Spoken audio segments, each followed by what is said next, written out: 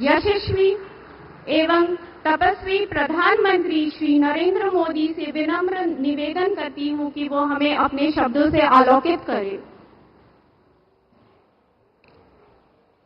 पश्चिम बंगाल के राज्यपाल सीवी आनंद बोस जी, मंत्रिमंडल के मेरे सहयोगी शांतनु ठाकुर जी, बंगाल विधानसभा में नेता विपक्ष शिवेंदु अधिकारी जी, संसद में मेरे साथी जगन्नाथ सरकार जी, राज्य सरकार के मंत्री महोदय, अन्य महानुभाव,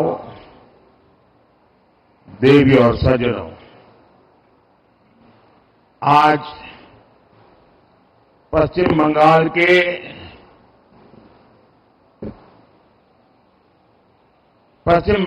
को विकसित राज्य बनाने की दिशा में हम एक और कदम उठा रहे हैं। अभी कल ही मैं आरामबाग में बंगाल की सेवा के लिए उपस्थित था। वहां से मैंने करीब 7,000 करोड़ रुपए, 7,000 करोड़ रुपीस इसकी विकास परियोजनाओं का लोकार्पण और शिलान्यास किया।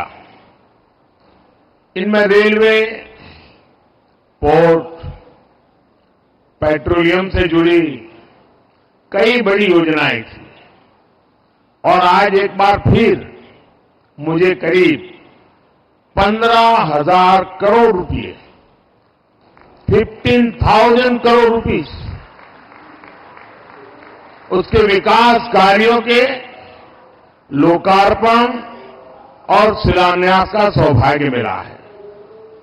बिजली, सड़क, रेल की बेहतर सुविधाएं बंगाल के मेरे भाई बहनों के जीवन को भी आसान बनाएगी। इन विकास कार्यों से पश्चिम बंगाल के आर्थिक विकास को गति मिलेगी। इनसे युवाओं के लिए रोजगार के नए अवसर भी पैदा होंगे। मैं आप सभी को इस अवसर पर बधाई देता हूं, शुभकामनाएं देता हूं। साथियों, आधुनिक दौर में विकास की गाड़ी को रफ्तार देने के लिए बिजली बहुत बड़ी जरूरत होती है। किसी भी राज्य की इंडस्ट्री हो, आधुनिक रेल सुविधाएं हो या आधुनिक टेक्नोलॉजी से जुड़ी हमारी रोजमर्रा की जिंदगी हो, बिजली की किल्लत में कोई भी राज्य, कोई भी देश विकास नहीं कर सकता। इसलिए हमारा प्रयास है कि पश्चिम बंगाल अपनी वर्तमान और भविष्य की बिजली जरूरतों को लेकर आत्मनिर्भर बने।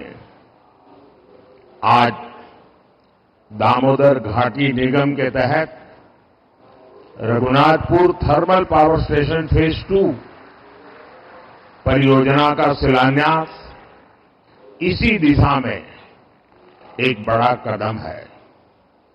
इस परियोजना से राज्य में 11,000 करोड़ रुपए से ज्यादा का निवेश आएगा।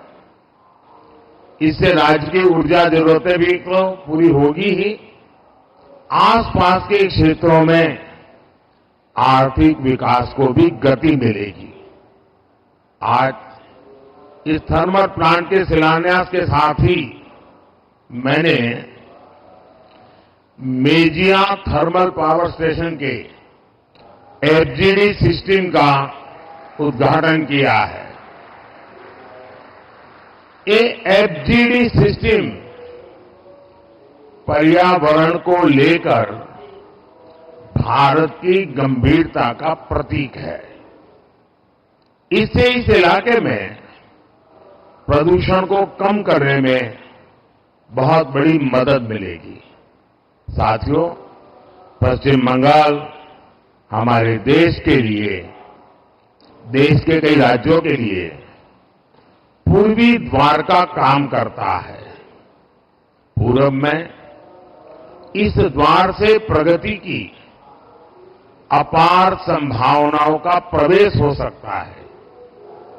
इसलिए हमारी सरकार पश्चिम बंगाल में रोडवेज, रेलवेज, एयरवेज और वाटरवेज की आधुनिक कनेक्टिविटी के लिए काम कर रही है।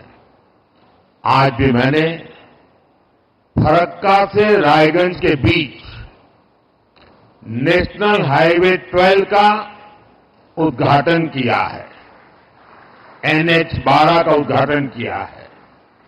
इसमें करीब 2000 करोड़ रुपए, 2000 करोड़ रुपए खर्च किए गए हैं। इस हाईवे से बंगाल के लोगों के लिए यात्रा की रफ्तार बढ़ेगी। फरक्का से रायगंज तक का जो पूरा सफर है वो 4 घंटे से घटकर आधा हो जाएगा। साथ ही इससे कालियाचक, सुजापुर, मालदा टाउन आदि शहरी इलाकों में यातायात की स्थिति भी सुधरेगी। जब परिवहन की रफ्तार बढ़ेगी तो औद्योगिक गतिविधियां भी तेज होगी। इस इलाके के किसानों को भी फायदा पहुंचेगा। साथियों, इंफ्रास्ट्रक्चर के दृष्टिकोण से रेल पश्चिम बंगाल के गौरवशाली इतिहास का हिस्सा है, लेकिन इतिहास की जो बढ़त बंगाल को हासिल थी, आजादी के बाद उसे सही ढंग से आगे नहीं बढ़ाया गया। यही कारण है कि तमाम संभावनाओं के बावजूद बंगाल पीछे छूटता गया। पिछले 10 वर्षों में हमने उस खाई को पाटने के लिए यहां के रेल इंफ्रास्ट्रक्चर पर बहुत जोर दिया है। आज हमारी सरकार बंगाल के रेल इंफ्रास्ट्रक्चर के लिए पहले के मुकाबले 2 गुने से भी ज्यादा रुपए खर्च कर रही है। आज भी मैं यहां एक साथ भारत सरकार की 4 रेल परियोजनाओं को बंगाल को समर्पित कर रहा हूं। ये सभी विकास कार्य आधुनिक और विकसित बंगाल के हमारे सपनों को पूरा करने में अहम भूमिका निभाएंगे। मैं इस समारोह में और अधिक आपका समय लेना नहीं चाहता हूं, क्योंकि बाहर 10 मिनट की दूरी पर ही विशाल मात्रा में बंगाल की जनता जनार्दन इस कार्यक्रम में शरीक होने के लिए बैठी हुई है।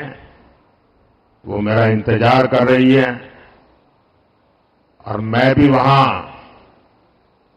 खुले मन से जम करके बहुत कुछ कहना भी चाहता हूं, और इसलिए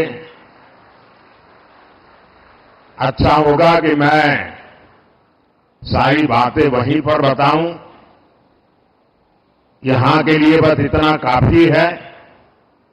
एक बार फिर आप सभी को इन परियोजनाओं के लिए बहुत बहुत बधाई देता हूं। धन्यवाद जी।